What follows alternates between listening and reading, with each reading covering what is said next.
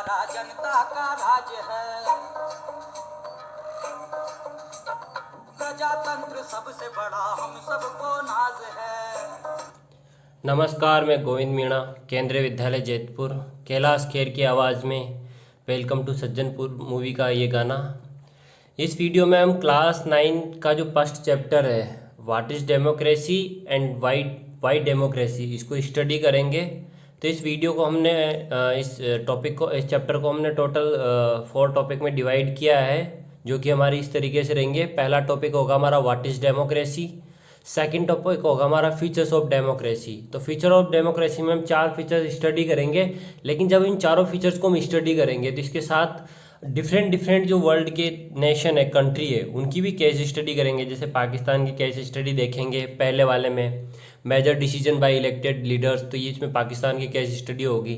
Second वाले में free and जो फेयर इलेक्टोरल कंपटीशन है, इसके लिए चाइना की केस स्टडी देखेंगे।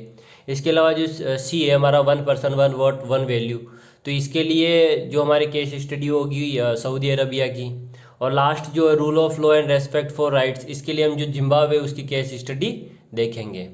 थर्ड टॉपिक होगा हमारा वाई डेमोक्रेसी। तो देखो, डेमोक्रेसी के अगेंस्ट में आर्ग्यूमेंट, यानी डेमोक्रेसी किसी भी नेशन के लिए सही पॉलिटिकल सिस्टम नहीं है, उसके क्या क्या ग्राउंड है उसको स्टडी करेंगे। और उसके बाद जो भी होगा हमारा, उसमें देखेंगे argument for democracy, Y democracy is better than any other political system या गवर्नमेंट फॉर्म, तो उसके बारे में हम आर्ग्यूमेंट करेंगे। लास्ट में हमारा जो फोर्थ टॉपिक होगा हमारा होगा ब्रॉडर मीनिंग ऑफ डेमोक्रेसी। तो देखो, जो डेमोक्रेटिक गवर्नमेंट और जो नॉन डेमोक्रेटिक गवर्नमेंट है, उसके बीच में पहले डिफरेंसेस देख लेते हैं कि किस तरीके से डेमोक्रेटिक गवर्नमेंट बेटर होती है देन नॉन डेमोक्रेटिक गवर्नमेंट, क्योंकि ये हमारी जो टेक्स्ट बुक है उसमें पहली ही एक्टिविटी है। तो देखो, जो नॉन डेमोक्रेटिक गवर्नमेंट होते हैं, इसमें जो रूलर होते हैं, जो शासक होते हैं, वो अकाउंटेबल नहीं होते। किसके लिए? जनता के लिए, बिकॉज वो इलेक्टेड नहीं होते हैं। क्योंकि क्या होता है, नॉन डेमोक्रेटिक गवर्नमेंट के जो फॉर्म हो सकते हैं वो डिक्टेटरशिप हो सकती है, जिसे तानाशाही कहते हैं। जैसे जर्मनी में मुसोलिनी, जर्मनी में हिटलर था, इटली में मुसोलिनी था, उससे पहले कई शासक दूसरी जगह पे रहे। और दूसरा हो सकता है मोनार्की। तो ये इलेक्टेड लीडर नहीं होते हैं, ठीक, तो ये अकाउंटेबल नहीं होते जनता के लिए। इसके अलावा पार्लियामेंट्री फॉर्म नहीं होता है नॉन डेमोक्रेटिक गवर्नमेंट में। तो उससे क्या होता है, जो कानून बनाते हैं ना, तो लीडर अपनी मर्जी से कानून बनाते हैं, उनको जो चाहिए होता है वही कानून बनाते हैं। जबकि पार्लियामेंट्री फॉर्म जब गवर्नमेंट की होती है, डेमोक्रेटिक गवर्नमेंट में, तो जनता के द्वारा भेजे हुए रिप्रेजेंटेटिव जो होते हैं, जो इलेक्टेड रिप्रेजेंटेटिव होते हैं, वो कानून बनाते हैं, ठीक। इसके अलावा जो नॉन डेमोक्रेटिक गवर्नमेंट, उसमें इलेक्शन नहीं होते हैं, जबकि इसमें रेगुलर इलेक्शन होते हैं डेमोक्रेटिक गवर्नमेंट में। क्योंकि देखो, डेमोक्रेटिक जो होती है, डेमोक्रेसी जो होती है ना, उसमें सोर्स ऑफ पावर जो होता है ना, वो पीपल होते हैं, जनता होती है, आवाम होती है, जनता, ठीक। लेकिन इसमें सोर्स ऑफ पावर जो है जनता नहीं है, रूलर है, तो इलेक्शन नहीं होंगे। साथ ही साथ में आपको जो इम्प्रेशन, आपकी जो आज़ादी होती है, बोलने की आज़ादी या दूसरे जो फंडामेंटल राइट्स होते हैं, वो भी सस्पेंडेड होते हैं। किसमें? नॉन डेमोक्रेटिक गवर्नमेंट में। तो देखो, डेमोक्रेटिक गवर्नमेंट में देखो, ये जो पॉइंट है ना, इसके अपोजिट पॉइंट आपको डेमोक्रेटिक गवर्नमेंट में मिलेंगे। डेमोक्रेटिक जो गवर्नमेंट है उसके अपोजिट पॉइंट आपको मिलेंगे नॉन डेमोक्रेटिक गवर्नमेंट में। अगर एग्जाम में क्वेश्चन आए तो आप सीधा ऐसे कैसे इसके अपोजिट पॉइंट इसमें लिख देना, ठीक। इसके बाद देखो, हमारा जो फर्स्ट टॉपिक है वो है व्हाट इज़ डेमोक्रेसी। तो देखो, जो डेमोक्रेसी है उसमें सोर्स ऑफ पावर जो होता है, पीपल होते हैं, जनता होती है, आवाम होती है। क्योंकि जो शासन होता है या जो पॉलिटिकल ऑर्डर होता है वो जनता के लिए होता है, जनता के प्रति अकाउंटेबल होता है। तो जो अब्राहम लिंकन थे, ये अमेरिका के फॉर्मर प्रेसिडेंट थे, तो इन्होंने डेमोक्रेसी को कुछ इस तरीके से डिफाइन किया है कि ऑफ द पीपल, यानी डेमोक्रेसी ऐसा पॉलिटिकल सिस्टम है, ऐसी गवर्नमेंट है जो of the people, bye the people, for the people, यानी कि जो जनता है उसी के लिए काम करे, यानी जन के द्वारा, जन के लिए, या जनता का राज। यानी जो सोर्स ऑफ पावर है ना, जो अकाउंटेबिलिटी ना, वो किसके प्रति है? जवाबदेही जनता के लिए। तो देखो, democracy is a form of government which the ruler are elected by the people. यानी जो सोर्स ऑफ पावर है ना, वो कौन है? जनता है, आवाम है, ठीक। तो डेमोक्रेसी ये हो गया हमारा फर्स्ट टॉपिक, कंप्लीट हो गया, ये डेमोक्रेसी हो गई। इसके बाद देखो, हम जिस देश में रहते हैं, इंडिया में, तो इंडिया में 1947 से डेमोक्रेसी है, जब से ब्रिटिशर यहाँ से गए हैं। लेकिन आज भी वर्ल्ड के कहीं हिस्से जहाँ पर डेमोक्रेसी नहीं है, जैसे कि ये अफ़गानिस्तान में डिमांड होती रहती है। हालांकि देखो अफ़गानिस्तान में डेमोक्रेसी है लेकिन वहाँ पे अनस्टेबिलिटी है, मतलब वो स्टेबल कंट्री नहीं है, तो वहाँ पे भी डेमोक्रेसी की मांग चलती रहती है। देखो अफ़गानिस्तान में डेमोक्रेसी की डिमांड। इसके अलावा 1960 में ये साउथ कोरिया में जो डेमोक्रेसी के लिए अफ्रेल मूवमेंट चला था, उसकी डिमांड है। अफ्रीका के कई सारे जो देश हैं आज भी डेमोक्रेसी की डिमांड कर रहे हैं। ये साउथ अफ्रीका का मूवमेंट है, किस तरीके से डिमांड की गई है डेमोक्रेसी की वर्ल्ड में। तो एक प्रकार से देखा जाए तो विश्व के कई सारे देशों में आज भी डेमोक्रेसी नहीं है। देखो ये मैप देखो आप, तो इस मैप में देखो दो फिनोमेना दे रखा है। जो फर्स्ट रेड कलर है ना, रेड कलर में वो डेमोक्रेसी है जो 19 सेंचुरी जो 1900 से लेके जो 1950 का टाइम पीरियड है, यानी फर्स्ट वर्ल्ड वार से लेके सेकंड वर्ल्ड वार का जो टाइम पीरियड है, उसमें किन किन देशों में डेमोक्रेसी, तो आप देखोगे तो बहुत मिनिमम देशों में थी। यानी नॉर्थ अमेरिका में कनाडा और यूएसए था, साउथ अमेरिका में ये जो चिली और ये कुछ देश थे, वेनेजुएला, है ना, इन्हीं देशों में थी। तबकि यूरोपियन कंट्रीज़ में ही डेमोक्रेसी थी, लिमिटेड। फिर बाद में जब 1950 के बाद का जो टाइम आता है, 1950 का जो टाइम आता है, उसमें देखो उसके बाद ऑस्ट्रेलिया, इंडिया, भारत, पाकिस्तान, है ना, या फिर इजिप्ट, इन देशों, या जो तुर्की है, इनमें भी क्या आ गई डेमोक्रेसी। ब्राज़ील में डेमोक्रेसी आ गई। जबकि जो सबसे ज़्यादा जो डेमोक्रेसी का जो टाइम पीरियड था ना, वो देखो 1991 के बाद जो डेमोक्रेसी है ना, पूरी दुनिया में ज़्यादा स्पीड से आई है। जैसे ये जो मैप है ना, इस मैप में हम देख रहे हैं कि जो डेमोक्रेटिक कंट्री है ना, वो इतनी सारी हो गई। 2000 का जो मैप है ना, 2000 में इतने सारे देशों में डेमोक्रेसी आ चुकी है। तो देखो डेमोक्रेसी की जो मांग है ना पूरे वर्ल्ड में है। और देखो अगर स्टेबल गवर्नमेंट चाहिए और लोगों के लिए गवर्नमेंट चाहिए, तो डेमोक्रेसी एक ज़रूरी आवश्यक पॉलिटिकल ऑर्डर है। अब देखो फीचर ऑफ डेमोक्रेसी, तो देखो जो फीचर्स ऑफ डेमोक्रेसी यानी विशेषताएं जो होती है लोकतंत्र की, तो उसकी जो फर्स्ट विशेषता है या फर्स्ट फीचर है वो ruler are elected by the people. तो इसके जो रूलर होते हैं, जो रूल मेकिंग का काम करते हैं, जो कंट्री को गवर्न करते हैं या लोगों के लिए पॉलिसी इंप्लीमेंट का काम करते हैं या लोगों के लिए वेलफेयर का जो काम करते हैं, कौन करते हैं? रूलर करते हैं, शासक करते हैं या गवर्नमेंट करती है। तो किससे इलेक्टेड होते हैं? वो होते हैं पीपल। इसके अलावा free and fair competitive election होता है। फ्री एंड फेयर कम्पिटिटिव जो इलेक्शन होता है, इसमें क्या होता है कि किसी भी टाइप का पक्षपात नहीं होता है, ये बाइज्ड नहीं होते इस प्रकार के इलेक्शन। तो इससे क्या होता है, जो योग्य, जिसमें काबिलियत है, वही लीडर चुन के रूल मेकिंग बॉडी के अंदर जाता है। इसके अलावा प्रत्येक व्यक्ति को डेमोक्रेसी में उसके कास्ट, कलर, किसी भी वेल्थ स्टेटस हो उसका, लेकिन उसकी जो वोट वैल्यू है ना, वो 1 वोट 1 वैल्यू है। ठीक, तो 1 वोट 1 वैल्यू होती है। इसके अलावा जितने भी रूलर्स होते हैं जो अपना काम करते हैं, अपने जो डिसीजन लेते हैं या अपना जो गवर्नमेंट को रन करते हैं, तो किसके अंडर करते हैं? कॉन्स्टिट्यूशन लॉ के अंडर। यानी जो डेमोक्रेसी होती है ना, उसमें एक संविधान होता है, जैसा कि हमने क्लास 8 में पढ़ा था इंडियन कॉन्स्टिट्यूशन। तो उसमें हमने ये जाना था कि जितने भी गवर्नमेंट जो है हमारे भारत की, वो किसके अंडर काम करती है? Under the constitution. तो कोई भी जो डेमोक्रेटिक कंट्री है, वहाँ पे जो भी रूलर होंगे वो किसके अंडर काम करेंगे? किसके अकॉर्डिंग काम करेंगे? कॉन्स्टिट्यूशन के अकॉर्डिंग। साथ ही साथ में जो डेमोक्रेसी होती है, उसका जो कॉन्स्टिट्यूशन होता है, वो लोगों को क्या देता है? सिटीजन राइट, यानी उनको मौलिक अधिकार देता है, फंडामेंटल राइट्स देता है, जैसे इंडिया में फंडामेंटल राइट्स। इसके अलावा रूल ऑफ लॉ होता है। कोई भी चीज़ जो डील की जाती है ना, वो संविधान में उल्लिखित कानून के अनुसार या फिर जो संसद होती है उसके द्वारा पारित कानून के अनुसार ही उस कार्य को किया जाता है। तो विधि का शासन होता है, रूल ऑफ लॉ। इसके अलावा जो लोगों को अधिकार दिए जाते हैं, राइट्स दिए जाते हैं, फंडामेंटल राइट्स दिए जाते हैं, वो किससे प्रोटेक्टेड होते हैं? कॉन्स्टिट्यूशन से, है ना। तो कॉन्स्टिट्यूशन से उनको सुरक्षा मिलती है, ताकि जो गवर्नमेंट है कभी उन कॉन्स्टिट्यूशन से उनको रिमूव ना कर सके फंडामेंटल राइट्स को। लास्ट का जो पॉइंट है वो होता है इंडिपेंडेंट जुडिशरी, यानी एक स्वतंत्र और निष्पक्ष न्यायपालिका होती है, जो कि न्याय और जस्टिस का काम करती है और संविधान को समय समय पर उसको व्याख्या भी करती है, उसको इंटरप्रेट भी करती है। तो अगर एग्जाम में क्वेश्चन आ जाए कि फीचर्स ऑफ डेमोक्रेसी, तो आपको 5 नंबर का आता है तो 5 पॉइंट लिखने हैं, 3 नंबर का आता है तो 3 पॉइंट लिखने हैं। तो इस तरीके से आप फीचर्स ऑफ डेमोक्रेसी को लिख सकते हो। इसके अलावा इसमें और कई सारे टॉपिक है, जैसे इक्विलिटी है, ये देखो मेजॉरिटी का जो रूल है उसको कंट्रोल किया जाता है, लिमिटेड गवर्नमेंट होती है, प्रैक्टिकल चेंजेस ऑफ गवर्नमेंट होती है, फ्री और जुडिशरी इंडिपेंडेंट। तो ये टॉपिक भी आप, ये पॉइंट है ना, ये भी उसमें एग्जाम में लिख सकते हो। इसके बाद हमारा आता है फीचर्स ऑफ डेमोक्रेसी में जो फर्स्ट फीचर है तो वो है major decision by elected leader, यानी जो महत्वपूर्ण जो फैसले होते हैं डेमोक्रेसी के अंदर, लोकतंत्र के अंदर, वो किसके द्वारा लिए जाते हैं?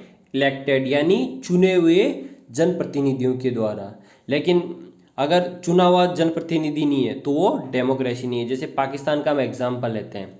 पाकिस्तान में अक्टूबर 1909 में सॉरी, तो जो परवेज मुशर्रफ थे, पाकिस्तान के जनरल थे मिलिट्री की वहाँ की जो, लेकिन उन्होंने क्या किया कि जो वहाँ की जो लोकतांत्रिक सरकार थी, डेमोक्रेटिक जो इलेक्टेड गवर्नमेंट थी, उसको ओवरथ्रू कर दिया, मिलिट्री कूप कर दिया, यानी सैन्य तख्ता पलट कर लिया और अपने आप को जो पाकिस्तान उसका प्रेसिडेंट डिक्लेयर कर दिया और एक कानून पास किया जिसमें सारी जो पावर थी ना वो अपने हाथ में ले ली।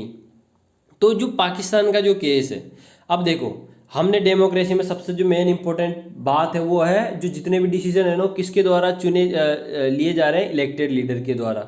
लेकिन जो जनरल परवेज मुशर्रफ हैं वो इलेक्टेड लीडर नहीं है, उन्होंने जो डेमोक्रेटिक गवर्नमेंट थी उसका तख्ता पलट किया, उसको सत्ता से हटाया और जो पूरी पावर थी अपने हाथ में कैप्चर कर ली। यानी उनको जो पावर मिल रही है ना वो जनता के द्वारा नहीं मिल रही है। तो एक तरीके से ये जो केस है, पाकिस्तान का जो केस है, इसको हम डेमोक्रेसी नहीं कह सकते।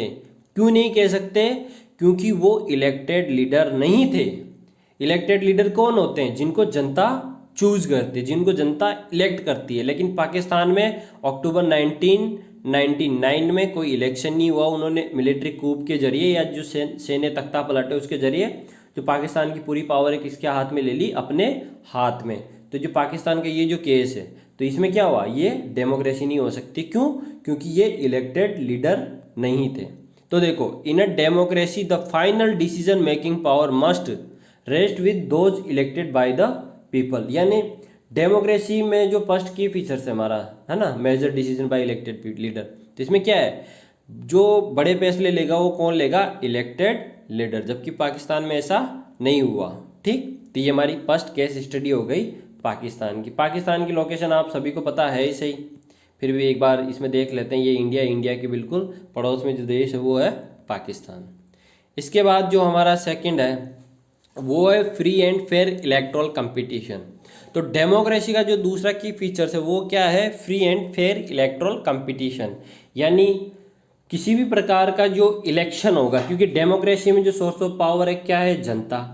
जनता के द्वारा लीडर जो इलेक्टेड किए जाते हैं, उनको चूज किया जाता है, वो जाते हैं पार्लियामेंट में, वो क्या बनाते हैं? कानून। लेकिन वो अगर फ्री और फेयर होगा इलेक्टोरल कंपटीशन, अगर जो इलेक्शन होगा, क्योंकि जनता वोट इलेक्शन में तो देती है ना, तो अगर वो फ्री होगा यानी उसमें किसी भी प्रकार का पक्षपात नहीं होगा, किसी भी पावर किसी भी एक पर्टिकुलर पार्टी को उसमें ज़्यादा पावर नहीं मिलेगी, तभी वो जो इलेक्शन है ना वो सही तरीके से संपन्न होगा। तो इसमें देखो दो केस स्टडी है। जैसे चाइना की केस स्टडी लेते हैं पहले। चाइना में क्या है? एक ही पार्टी है, कम्युनिस्ट पार्टी। उसी पार्टी का कैंडिडेट इलेक्शन से पहले नॉमिनेट होता है। वो जो चाइनीज कम्युनिस्ट पार्टी है उसी लीडर को आगे बढ़ाती है और फिर जब फाइनल में इलेक्शन होते हैं तो वही देश का राष्ट्रपति बन जाता है, प्रेसिडेंट बन जाता है चाइना का। यानी कि सिंगल पार्टी सिस्टम है चाइना में। अब देखो ये फ्री और फेयर इलेक्शन कैसे नहीं हुआ? वो ऐसे नहीं हुआ कि फ्री और फेयर इलेक्शन तब होंगे जब कंपटीशन होगा। और कंपटीशन कब होगा? जब दो या दो से ज़्यादा पॉलिटिकल पार्टी होगी। तो चाइना में तो सिंगल पार्टी है, तो फ्री और फेयर इलेक्टोरल कंपटीशन कैसे हुआ? हो ही नहीं सकता। अब सिंगल पार्टी हो तो अपने हिसाब से अपने लीडर भेजती रहेगी। जैसे मान लो आप तो इंडिया का एग्जांपल लेते हैं। इंडिया में कितनी सारी पार्टियां हैं। जैसे मेन पार्टी है हमारे देश में इंडियन नेशनल कांग्रेस और दूसरी है भारतीय जनता पार्टी।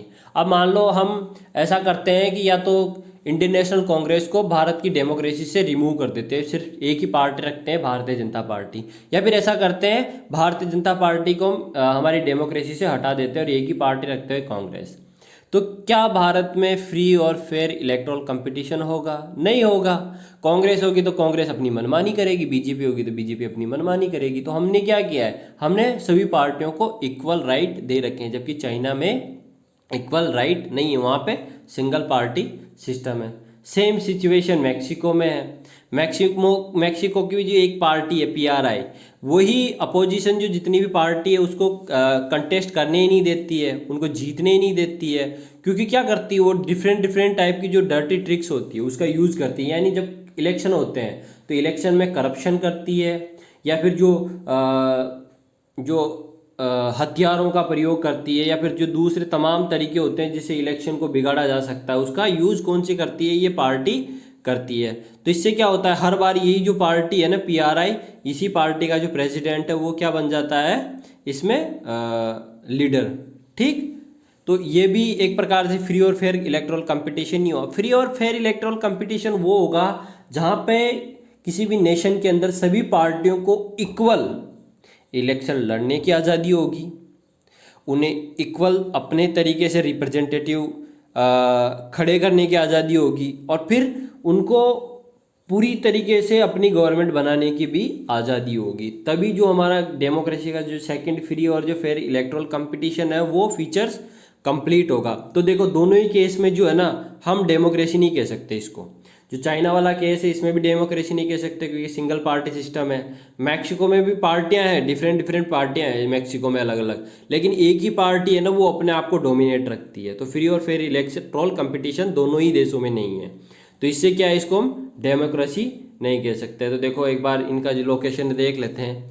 ये तो चाइना है, यहाँ पे सिंगल पार्टी सिस्टम है, जबकि ये जो मैक्सिको है यहाँ पे ऊपर में तो USA United state of America, और नीचे पनामा, उसके बीचों बीच जो देश है ना वो है मैक्सिको।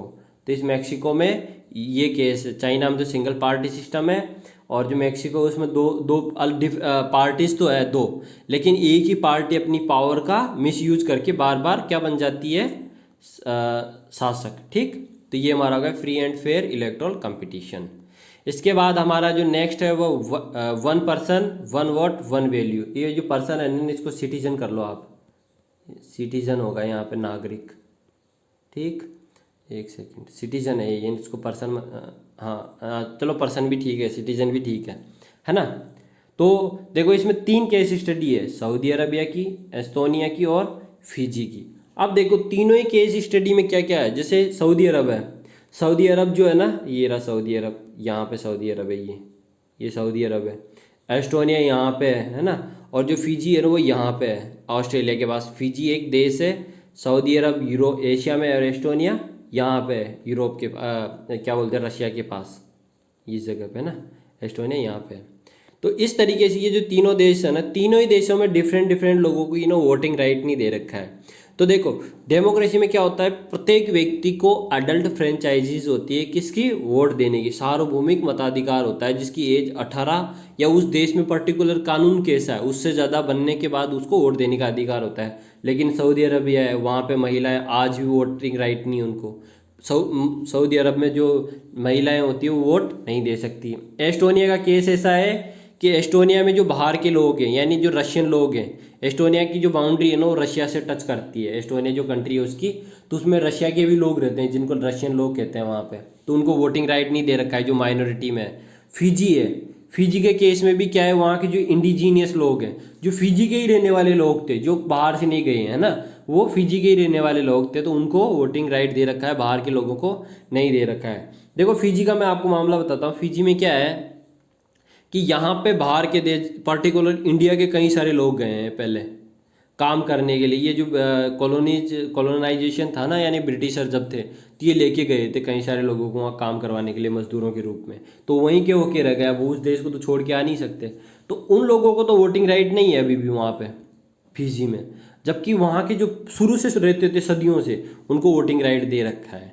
ठीक, तो देखो तीनों ही जो केस है हमारे, सऊदी अरबिया का, एस्टोनिया का और फिजी का, तीनों ही केस में किसी पर्टिकुलर लोगों को वोटिंग राइट नहीं है। तो तीनों ही केस में जो तीनों ही देश हैं, इसको भी हम एब्सोल्यूट डेमोक्रेसी नहीं कह सकते। क्यों?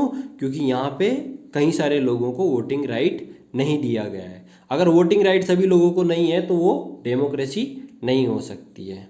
ठीक, जैसे हम तो इंडिया का केस लेते हैं, अगर इंडिया में मान लो हम महिलाओं को वोटिंग राइट छीन लेते हैं तो हमारे देश में, इंडिया में डेमोक्रेसी होगी? नहीं होगी।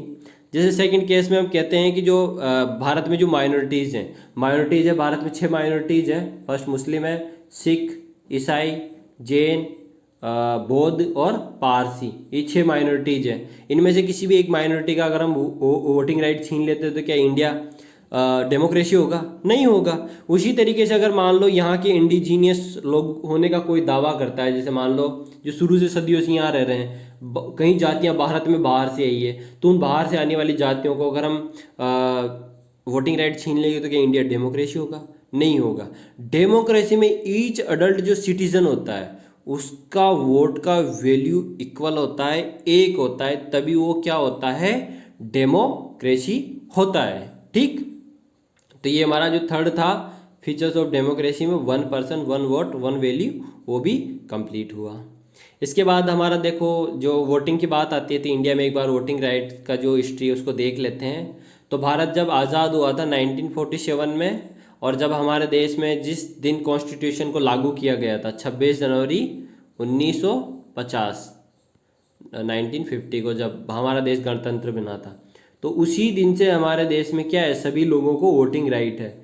किसी भी व्यक्ति की जाति के आधार पे, धर्म के आधार पे, या फिर वो जेंडर है या महिला है, पुरुष है, कुछ भी है, उसके आधार पर उससे वोटिंग राइट नहीं छीना जा सकता। यानी सबको इक्वल वोटिंग राइट है। कब मिला है भारत में सभी को इक्वल वोटिंग राइट? 1950 में। हालांकि 1950 से लेके 1989 तक, 1950 से लेके 1989 तक जो वोटिंग राइट था ना, वो 21 साल के लोग देते थे इंडिया में। 21 साल का व्यक्ति वोट, 21 साल या उससे ज़्यादा का व्यक्ति वोट देता, लेकिन उसको कितना कर दिया गया? 1989 में 18 ईयर कर दिया। ठीक, ये नोटा का सिंबल है जिसको आप सब जानते हैं, नन ऑफ द अबव। अगर हम किसी रिप्रेजेंटेटिव को पसंद नहीं करते हैं, वोट देने जाते हैं तब, तो हम इसका बटन दबा देते हैं। अपने जो पेरेंट्स हैं 9th क्लास के जो बच्चे हैं, उनका जो पेरेंट्स है अपने पेरेंट्स इसके बारे में पूछे, क्योंकि उन्होंने वोटिंग राइट है उसको एक्सरसाइज किया है। देखो आप देखो इंडिया पूरे वर्ल्ड का ये यूनिवर्सल अडल्ट का जो है ना, यूनिवर्सल अडल्ट जो फ्रेंचाइजीज होती है, सफरेज जो होता है, उसको देखोगे तो आप देखो यूएसए ने भी 1965 में दिया है, यूनाइटेड स्टेट ऑफ अमेरिका, जिसको दुनिया का सबसे विकसित और सुपर पावर जो देश है ऐसा बोलते हैं उसके बारे में, उसने भी अपने सभी नागरिकों को वोटिंग राइट दिया है 1965 में। जबकि इस मामले में इंडिया कितना आगे है? 1950 में हमने सब लोगों को वोटिंग राइट दे दिया है। इधर देखो ऑस्ट्रेलिया को देखो आप, ऑस्ट्रेलिया 1962 में दिया है। इनमें से कई सारे देशों ने तो महिलाओं को वोट बाद में दिए हैं। ठीक, तो ये वोटिंग राइट जो है ना इंडिया में हो गया हमारा। अब देखो जो हमारा जो लास्ट केस स्टडी है फीचर्स ऑफ डेमोक्रेसी में, वो जिम्बाब्वे का है। इसमें rule of law and respect for rights. तो देखो जिम्बाब्वे जो है ना, जो अफ्रीका है, अफ्रीका में एक देश है, यहाँ पे है जिम्बाब्वे। और जिम्बाब्वे की पहले 2008-2007 से पहले बहुत ही स्ट्रॉन्ग क्रिकेट टीम भी हुआ करती थी। इंडिया और जिम्बाब्वे के बड़े अच्छे अच्छे मैच होते थे।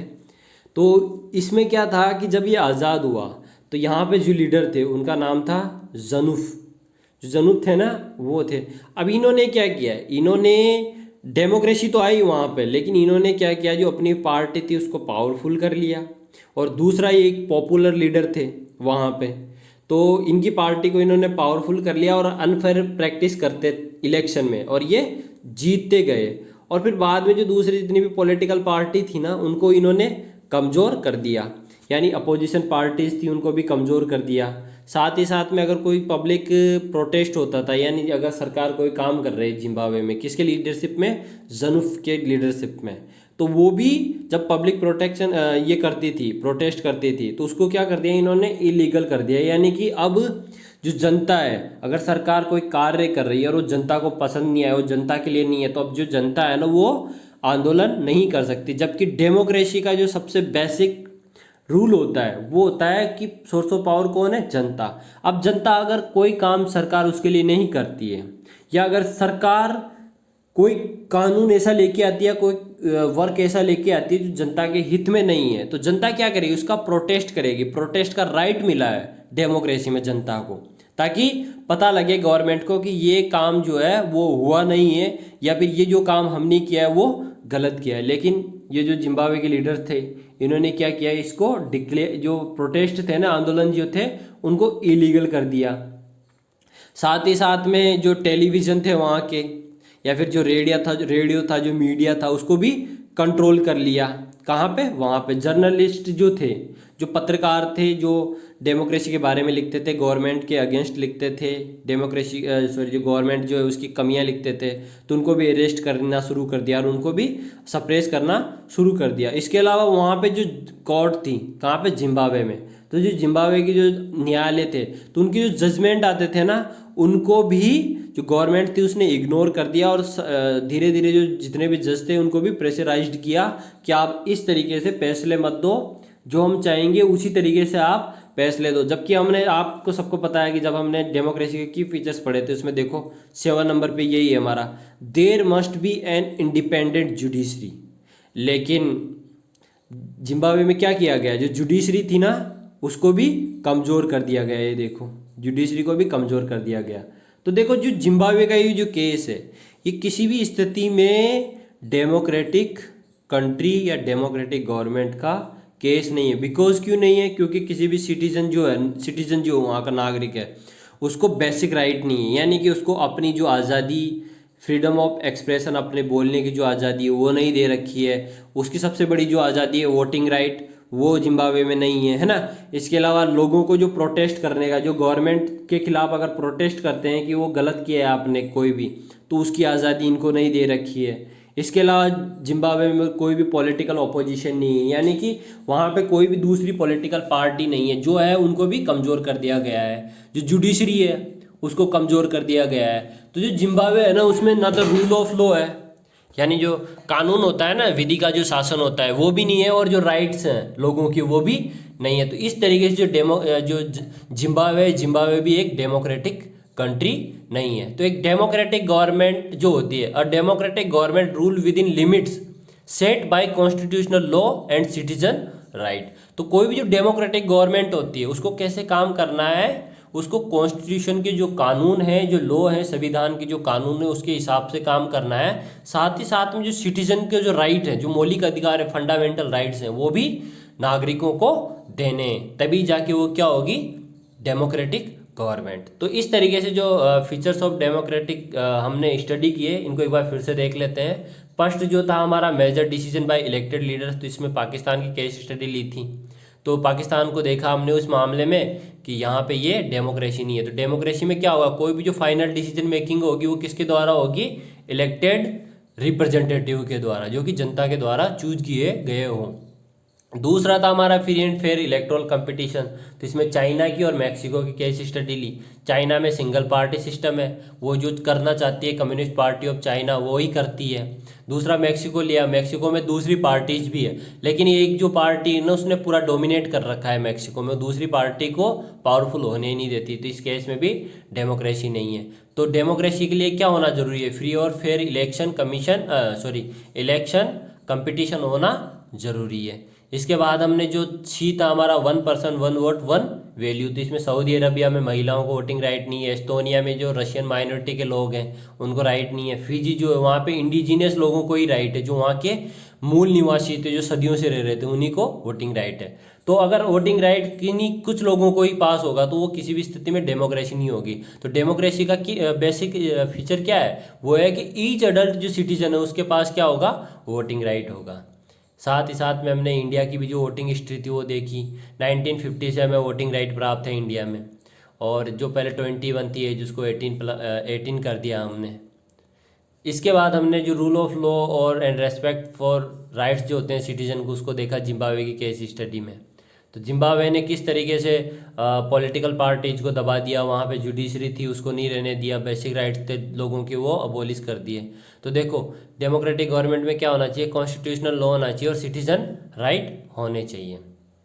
अब देखो फंडामेंटल राइट्स होते हैं वो क्या होते हैं, क्योंकि देखो यहाँ पे जो जिम्बाब्वे है ना उसमें सिटीजन को कोई भी राइट नहीं है, जो फंडामेंटल राइट्स है ना वो नहीं है। तो देखो फंडामेंटल राइट्स क्या होते हैं? ऐसे राइट होते हैं जो आर्बिट्रेरी, जो आपने ये क्या है 8th क्लास से सीधा उठाया है हमने, 8th क्लास में यही डेफिनेशन है ना, जो आपने लास्ट ईयर पढ़ी थी। तो जो आर्बिट्रेरी या एब्सोल्यूट जो पावर होती है किसकी? गवर्नमेंट की, सरकार की या रूलर की, तो उससे प्रोटेक्ट करते हैं किसको? जनता को या फिर नागरिक को या सिटीजन को। किसके जरिए? फंडामेंटल राइट्स के जरिए, यानी उन्हें विधि के, जैसे इंडिया में आप देखोगे तो लोगों को राइट टू इक्विलिटी का अधिकार दे रखा है, समानता का अधिकार दे रखा है, राइट टू फ्रीडम दे रखा है ना, स्वतंत्रता का अधिकार दे रखा है, राइट अगेंस्ट एक्सप्लॉयटेशन दे रखा है, शोषण के विरुद्ध अधिकार दे रखे हैं ना। इसके अलावा संस्कृति और जो कल्चर होता है हमारा, उसको फॉलो करने का अधिकार है, रिलीजन का अधिकार है हमारे देश में। तो इस तरीके से जो होते हैं ना फंडामेंटल राइट्स क्या होते हैं, सिक्योरिटी होती है या सेफ्टी होती है, किसके लिए, किसी भी देश के नागरिकों के लिए।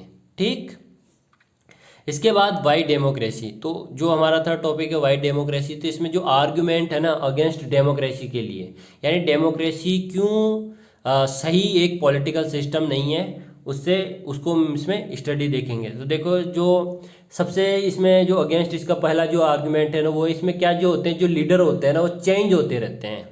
यानी जैसे इंडिया है तो इंडिया में 5 साल में लीडर चेंज हो जाते हैं, अमेरिका है तो अमेरिका में 4 साल में लीडर चेंज हो जाते हैं, यूनाइटेड किंगडम में 5 साल में लीडर चेंज होते हैं। तो लीडर चेंज होते रहते हैं, उससे क्या होता है, इनस्टेबिलिटी आती है किसमें, गवर्नमेंट में। अगर मान लो एक ही लीडर होगा तो सही तरीके से डिसीजन लेगा, और वो इस तरीके से डिसीजन लेगा कि उसको फ्यूचर में ज़्यादा बेनिफिट हो। जबकि अगर 5 साल बाद में इलेक्शन होने हैं तो कोई भी गवर्नमेंट किस तरीके से काम करेगी ताकि 5 साल बाद में उसको फिर से वोट मिले, तो उस तरीके से काम करेगी। तो क्या होता है, इससे इनस्टेबिलिटी आ जाती है। इलेक्शन के समय में तो काम भी नहीं होता है, पर पॉलिसी पैरालिसिस का समय रहता है, 3 से 4 महीने जो गवर्नमेंट होती है ना काम ही नहीं करती, वो किस में ध्यान देती है, पूरा इलेक्शन जीतने में। जबकि जो नॉन डेमोक्रेटिक सिस्टम होता है, जैसे चाइना में सिंगल पार्टी सिस्टम है, तो वहाँ पे एक ही लीडर होता है, तो उसको लंबे समय के लिए काम करना होता है। तो ये इसका बैकड्रॉ है, क्या है, इनस्टेबिलिटी आती है क्योंकि लीडर चेंज होते रहते हैं। दूसरा इसमें डेमोक्रेसी में क्या होता है, जो पॉलिटिकल कंपटीशन होता है उसमें पावर प्ले का गेम चलता है। यानी कि जैसे एक पार्टी पावर में आ गई, जैसे मान लो कांग्रेस पार्टी पावर में आ गई, तो वो क्या करेगी, अपनी पावर को बार बार शो करेगी और अगले इलेक्शन को जीतने के लिए कोशिश करेगी। साथ ही साथ में उसकी जो अपोजिशन पार्टी है उसके खिलाफ एक्शन लेगी। या फिर मान लो भारतीय जनता पार्टी पावर में आ गई, तो जो भारतीय जनता पार्टी है ना वो भी सेम करेगी जो कांग्रेस कर रही है, वो भी क्या करेगी, अपने अपोजिशन पार्टी को सप्रेस करने की कोशिश करेगी और इलेक्शन में जीतने के लिए अपना दमखम दिखाएगी। तो इसमें मोरालिटी डाउन होती है। इससे क्या होता है, जो पॉलिटिकल पार्टीज के बीच में जो कंपटीशन होता है उससे मोरालिटी जो होती है ना, नैतिकता जो होती है, डेमोक्रेसी में जो काम करने का जो तरीका होता है वो डाउन हो जाता है। यानी गंदी पॉलिटिक्स जिसे कहते हैं ना, वो यहाँ से शुरुआत हो जाती है। इसके अलावा डेमोक्रेसी में क्या होता है, कई सारे लोगों से कंसल्टेट करना पड़ता है। यानी कि ज़्यादा से कोई भी जो डिसीजन लेना है या फिर कोई भी जो पॉलिसी इंप्लीमेंट करनी है, कोई भी प्रोग्राम हमें लेके आना है, तो ज़्यादा से ज़्यादा लोगों से कंसल्टेट करेंगे, उससे सहायता लेंगे, उससे सलाह लेंगे। तो उससे क्या होगा, वो जो काम है ना वो डिले हो जाएगा, अच्छा काम है ना वो भी क्या हो जाएगा, डिले, यानी वो लेट हो जाएगा, उसकी जो गति है ना वो स्लो हो जाएगी। तो ये भी इसका एक बैकड्रॉ है। इसके अलावा जो इलेक्टेड लीडर्स होते हैं उनका बेस्ट इंटरेस्ट जो होता है ना, पीपल डू नॉट, हाँ देखो क्या होता है, जो इलेक्टेड लीडर होते हैं ना वो जानते नहीं है कि जो जनता का बेस्ट इंटरेस्ट क्या है, उनके फायदे किस चीज़ में है। तो वो क्या करते हैं, बैड डिसीजन लेते हैं कई बार। इसलिए बैड डिसीजन लेते हैं कि एक तो उनको समझ नहीं होती, और दूसरा क्या होता है कि वो इलेक्शन जीतना चाहते हैं, इलेक्शन जीतने के लिए वो गलत फैसले ले लेते हैं। ठीक, साथ ही साथ में देखो जो डेमोक्रेसी, उसमें ये भी कहा जाता है कि करप्शन जो होता है ना उसको इम्प्रूव करती है, यानी बढ़ाती है। क्योंकि क्या होता है कि इलेक्टोरल कंपटीशन होता है, जब भी इलेक्शन होते हैं तो इलेक्शन के समय में जो करप्शन है ना वो हाई लेवल पे होता है। पॉलिटिकल पार्टी जीतने के लिए करप्शन ज़्यादा करती है। तो जो इसके बारे में एक बैकड्रॉ और इसका एक बार जो डेमोक्रेसी है उसके अगेंस्ट में एक आर्गुमेंट ये भी है कि इससे क्या होता है, करप्शन इम्प्रूव होता है। साथ ही साथ में देखो जो ऑर्डिनरी पीपल है ना, जो सामान्य लोग हैं, जिनको ना तो ज़्यादा अपने अधिकारों की समझ है, जो जैसे कि गरीब होते हैं या मार्जिनलाइजेशन सेक्शन से होते हैं, जैसे हमने 8th क्लास में देखा था ना मार्जिनलाइजेशन सेक्टर, जिसमें दलित, आदिवासी, महिलाएं और माइनॉरिटी के जो लोग थे, तो इनको अपना जो अधिकार जो होते हैं, उनका जो बेस्ट जो थिंक होती है उनके बारे में उनको खुद को पता नहीं होता है। ऑर्डिनरी पीपल नहीं जानते हैं कि उनके लिए क्या सही है, तो डिसाइड ही नहीं कर पाते हैं। तो उससे क्या होता है, वो ऐसे जो इलेक्टेड रिप्रेजेंटेटिव होते हैं ना, ऐसे रिप्रेजेंटेटिव को भी वोट दे देते हैं जो उनके लिए काम नहीं करते हैं, या फिर जो उनके जो इशू होते हैं, जैसे गरीबी हुआ, एजुकेशन हुआ, हेल्थ हुआ, या फिर दूसरी फैसिलिटी होती है, उनके नाम पे वो वोट नहीं देते हैं। तो ये क्या हो गए, इसके अगेंस्ट आर्ग्यूमेंट हो गए कि डेमोक्रेसी इसलिए एक सही शासन नहीं है, इसकी ज़रूरत किसी भी देश में नहीं होनी चाहिए। तो इसके अगेंस्ट आर्ग्यूमेंट हो गए। अब देखो, आर्ग्यूमेंट फॉर डेमोक्रेसी। डेमोक्रेटिक जो गवर्नमेंट है या डेमोक्रेटिक जो पॉलिटिकल सिस्टम है, लोकतांत्रिक जो शासन प्रणाली है, वो क्यों ज़्यादा सही है। तो देखो, एक डेमोक्रेटिक गवर्नमेंट इसलिए बेटर डेमोक्रेटिक गवर्नमेंट होती है क्योंकि वो अकाउंटेबल होती है। किसके लिए? जनता के लिए, देश के लिए। क्यों? क्योंकि उसको इलेक्ट कौन करता है? जनता। और अगर जनता इलेक्ट कर रही है तो जनता ही पावर ऑफ सोर्स होगी, वो जनता के लिए काम करेगी, लोगों के लिए काम करेंगे। अगर वो सही से काम नहीं करते हैं तो अगले 4 साल बाद या 5 साल बाद सरकार को बदल दिया जाएगा। फिर दूसरा क्या होता है, जो रिप्रेजेंटेटिव होते हैं वो जनता के द्वारा इलेक्टेड होते हैं और संसद या पार्लियामेंट में जाते हैं, तो वो इनके लिए कानून का काम करते हैं, कानून बनाने का काम करते हैं। ठीक। इसके अलावा देखो क्या होता है, जो डेमोक्रेसी होती है ना, उसमें इम्प्रूवमेंट की गुंजाइश होती है हमेशा। गुंजाइश मतलब जगह होती है। अगर हो सकता है कई फैसले ऐसे होते हैं डेमोक्रेसी में जो गलत चले जाते हैं, लेकिन फिर भी उसमें इम्प्रूवमेंट लाया जा सकता है डिसीजन मेकिंग में, एक दूसरे के सहयोग से, आपसी समझ को विकसित करने से, और पॉलिटिकल जो पार्टीज है उनके बीच में कॉम्बिनेशन को ज़्यादा अच्छा स्टेबल करने से हम जो क्या होते हैं, जो डेमोक्रेसी है उसमें डिसीजन को हम अच्छे से इस्टेब्लिश कर सकते हैं। साथ ही साथ में जो डेमोक्रेसी होती है ना, जो सिटीजन होते हैं, जो नागरिक होते हैं उस देश के, उनकी डिग्निटी होती है गरिमा। मतलब ऐसा जीवन जिसमें उसको समानता का अधिकार हो, इक्वलिटी हो, उसके पास गरिमापूर्ण जीवन हो, तो उसको जो डेमोक्रेसी ने इनहेंस करती है। जैसे मान लो नीची जाति के लोग हैं या फिर आदिवासी लोग हैं या कुछ जैसे महिलाएं हैं, तो महिलाओं को आज भी भारत का अगर केस लेते हैं तो इतनी ज़्यादा ऑटोनॉमी नहीं है, उनको इतनी ज़्यादा स्वतंत्रता स्वायत्ता नहीं है। पेट्रियार्कल जो सोसाइटी है हमारी, पितृसत्तात्मक समाज, उसी के अंडर काम करना होता है। पर डेमोक्रेसी होने से अब धीरे धीरे क्या काफ़ी ज़्यादा सभी लोगों को अब ज़्यादा से ज़्यादा राइट्स मिल रहे हैं इंडिया में। तो जो डेमोक्रेसी होती है ना, वो क्या करती है, लोगों को, प्रत्येक व्यक्ति को मुख्य धारा में लेके आती है, मेन स्ट्रीम में लेके आती है। तो उससे क्या होता है, उनकी डिग्निटी इंप्रूव होती है, उनको सिटीजन राइट देती है डेमोक्रेसी। तो डेमोक्रेसी इसलिए भी बहुत ज़रूरी है, डेमोक्रेसी का होना। साथ ही साथ में क्या होता है कि जो डेमोक्रेसी है ना, अपने द्वारा जो गलतियाँ होती है, कोई भी जो मिस्टेक होती है डेमोक्रेसी के अंदर, तो उसको इम्प्रूव करने का दोबारा मौका देती है। जैसे मान लो कोई गवर्नमेंट है, उसने कोई ऐसा डिसीजन ले लिया जो कि गलत था, लेकिन दोबारा गवर्नमेंट उस डिसीजन को सही कर देगी। क्यों? क्योंकि जो लोग हैं ना, उनके पास प्रोटेस्ट करने का राइट होता है।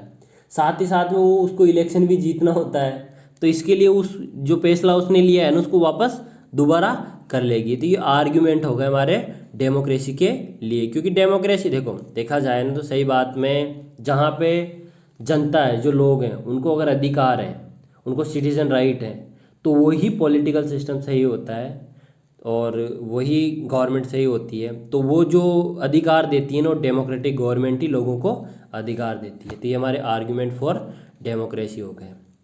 अब देखो, इसके बाद जो हमारा लास्ट टॉपिक है वह ब्रॉडर मीनिंग ऑफ डेमोक्रेसी। तो एक प्रकार से देखो, अभी तक जितना हमने डेमोक्रेसी के बारे में जाना, तो डेमोक्रेसी की अगर हम कंपैरिजन करते हैं दूसरे पॉलिटिकल सिस्टम से, जैसे डिक्टेटरशिप है यानी तानाशाही है।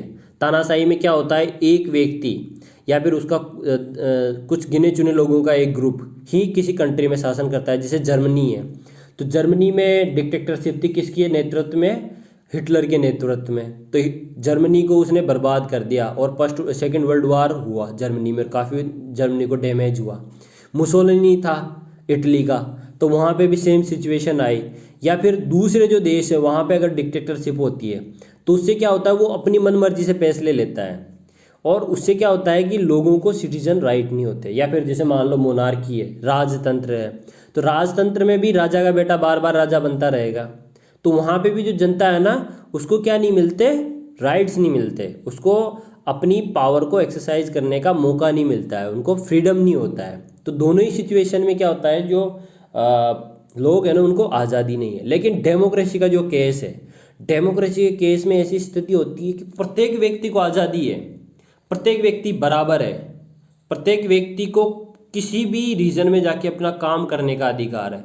तो तभी तो जो अब्राहम लिंकन थे, उन्होंने ये बात बोली थी कि democracy is the government of the people, bye the people, for the people. यानी जो लोकतंत्र है, सरकार का ऐसा रूप है जो जनता के लिए है, जनता के द्वारा है और जनता के द्वारा बनाया गया शासन है। ठीक, तो डेमोक्रेसी इस तरीके से सही है। साथ ही साथ में देखो डेमोक्रेसी क्या करती है, जैसे मान लो कोई कंट्री है, कोई कंट्री में किसी किसी पर्टिकुलर ग्रुप की पॉपुलेशन ज़्यादा है, यानी किसी रिलीजन जो है ना उसकी पॉपुलेशन ज़्यादा है। जैसे इंडिया का केस लेते हैं हम सबसे पहले।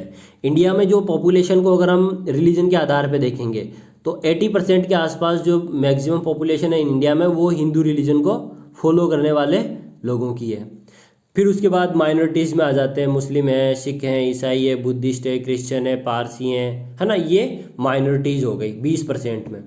अब अगर मान लो पूरी पावर का कंसंट्रेशन 80% लोगों के पास चला जाए और जो माइनॉरिटी है इंडिया के अंदर उनके अधिकार छीन लिए जाए, तो क्या इंडिया सच में डेमोक्रेसी होगा? नहीं होगा।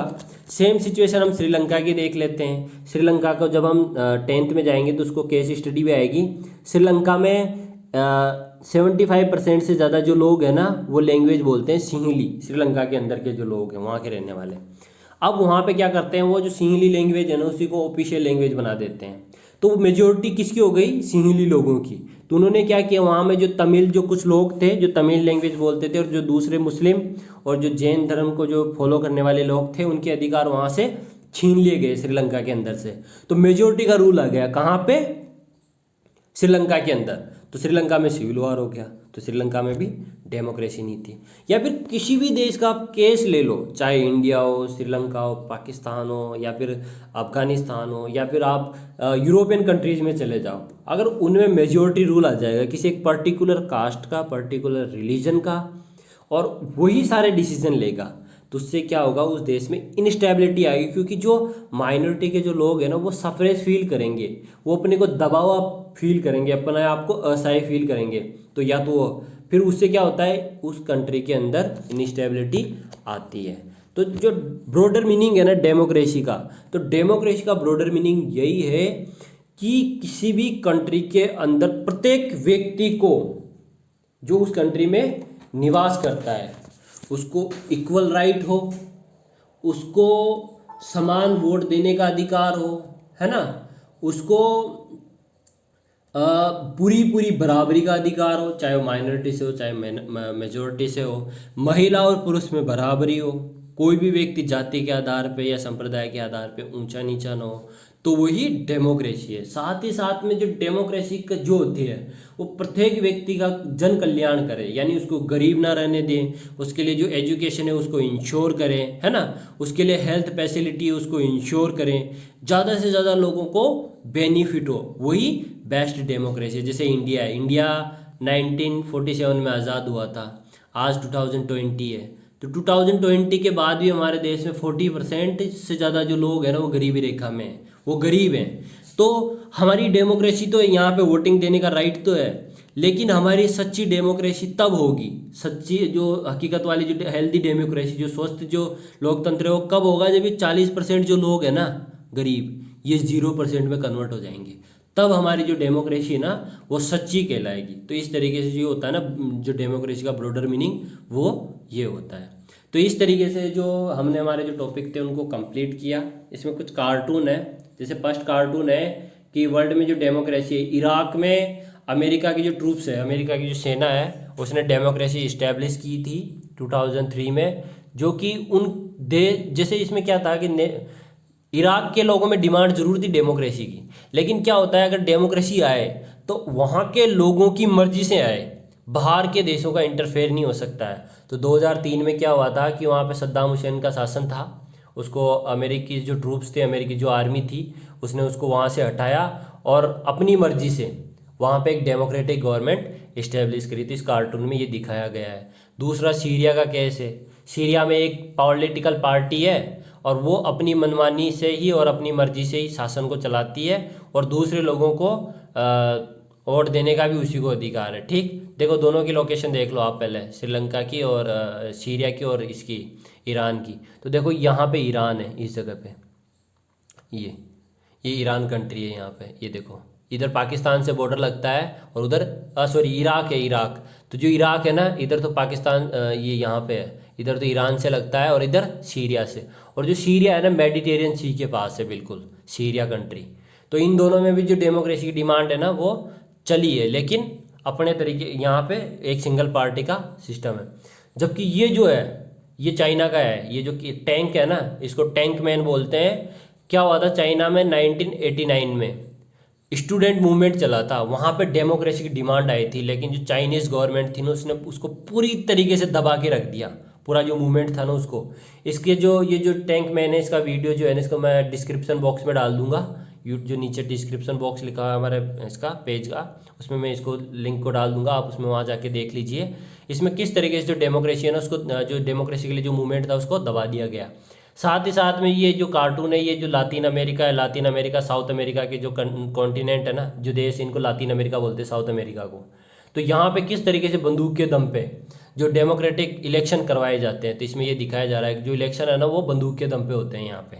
ठीक, तो ये कार्टून इस तरीके से कहते हैं। तो इस तरीके से जो हमारा चैप्टर है वो कंप्लीट हुआ, एक बार रिविजन कर लेते हैं। तो सबसे पहले हमने जो नॉन डेमोक्रेटिक गवर्नमेंट और जो नॉन डेमोक्रेटिक गवर्नमेंट है उसके बीच में डिफरेंस देखे। नॉन डेमोक्रेटिक गवर्नमेंट अकाउंटेबल नहीं होती है, इलेक्टेड लीडर नहीं होते हैं, पार्लियामेंट नहीं होती इसमें, है ना, और ये एक प्रकार से फंडामेंटल राइट्स भी इसमें नहीं होते हैं। जबकि डेमोक्रेटिक गवर्नमेंट में फेडरलिज्म होता है, पार्लियामेंट्री गवर्नमेंट होती है, सेपरेशन ऑफ पावर होता है, फंडामेंटल राइट्स होते हैं, सेकुलरिज्म होता है। इसके बाद हमने जाना व्हाट इज डेमोक्रेसी, तो अब्राहम लिंकन की भाषा में था, democracy is the government of the people bye the people for the people, यानी जन के द्वारा जनता का राज या जन के लिए शासन, जन के लिए जनता का राज। ठीक, इसके बाद जो डिमांड थी डिफरेंट डिफरेंट कंट्रीज में, उसके पोस्टर देखिए। अफगानिस्तान में इस तरीके से जो डेमोक्रेसी उसकी डिमांड हो रही है। ये एक साउथ कोरिया का एग्जांपल है, अप्रैल मूवमेंट हुआ था 1960 में, उसके बाद साउथ कोरिया में डेमोक्रेसी आई। ये साउथ अफ्रीका का एग्जांपल है, साउथ अफ्रीका में भी जो सही तरीके से जो डेमोक्रेसी थी ना 1994 में आई, क्योंकि वहाँ के जो ब्लैक थे ना, साउथ अफ्रीका के जो ज़्यादातर लोग हैं, साउथ अफ्रीका एक देश है, अफ्रीका जो कॉन्टिनेंट है ना उसका सबसे जो नीचे का जो देश है ना उसका नाम है साउथ अफ्रीका। तो वहाँ पे जो ब्लैक लोग थे ना उनको कोई वोटिंग राइट नहीं था, और माइनॉरिटी में जो थे ना वो गोरे लोग थे, उन्हीं के पास जो पूरी पावर थी ना वो थी। तो 1994 में नेल्सन जो मंडेला है उनकी अध्यक्षता में, उनके लीडरशिप में वहाँ पे जो ब्लैक्स थे उनको भी राइट दिलाए गए। इसके बाद हमने डेमोक्रेटिक गवर्नमेंट को देखा, 1950 में ये डेमोक्रेटिक गवर्नमेंट थी। उसके बाद 2000 के बाद इतनी सारी डेमोक्रेटिक गवर्नमेंट वर्ल्ड में हो गई, ये जितने भी येलो कलर है ना सब डेमोक्रेटिक गवर्नमेंट है। इसके बाद जो था फीचर्स ऑफ डेमोक्रेसी देखा हमने, तो रूलर्स इलेक्टेड होते हैं, free and fair competitive election होता है, वन वोट वन वैल्यू होता है, कॉन्स्टिट्यूशनल लॉ होता है, सिटीजन को राइट होते हैं, रूल ऑफ लॉ होता है, जो राइट्स होते हैं फंडामेंटल राइट्स वो किससे प्रोटेक्टेड होते हैं, कॉन्स्टिट्यूशन से। साथ ही साथ में एक इंडिपेंडेंट जुडिशरी होती है। इसके बाद हमने केस स्टडी ली थी पाकिस्तान की, तो इसमें major decision by elected leaders होते हैं, लेकिन पाकिस्तान में जो तख्ता पलट हो जाता है तो उसको उसमें देखा गया। इसके बाद हमने free and fair electoral competition को देखा, चाइना की केस स्टडी और मैक्सिको की केस स्टडी थी इसमें। वन पर्सन वन वोट के मामले में हमने सऊदी अरब, एस्तोनिया और फिजी की केस स्टडी देखी। वोटिंग राइट की हिस्ट्री देखी इंडिया में। रूल ऑफ जो लॉ है उसको देखा हमने, किस तरीके से जिम्बाब्वे में हमने केस स्टडी देखी। इसके बाद हमने फंडामेंटल राइट्स को देखा और आर्ग्यूमेंट्स अगेंस्ट डेमोक्रेसी क्यों सही शासन नहीं उसके बारे में जाना। फिर हमने जो आर्ग्यूमेंट फॉर डेमोक्रेसी क्यों बेटर शासन है उसके बारे में हमने जाना। और फिर ब्रॉडर जो मीनिंग था हमने डेमोक्रेसी को उसको देखा। इस तरीके से जो हमारा चैप्टर है वो कंप्लीट हो जाता है। और ये जो चैप्टर है इसमें हमने लोकतंत्र, जमहूरियत और डेमोक्रेसी को समझा है। और इस जाते जाते ये जो गाना है कैलाश खेर का उसको एक बार फिर से मैं प्ले करता हूँ।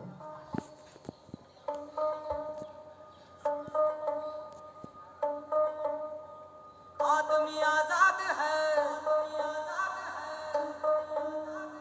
देश भी स्वतंत्र है, राजा गए रानी गई अब तो प्रजातंत्र है। राजा गए रानी गई अब तो प्रजातंत्र है। नमस्कार।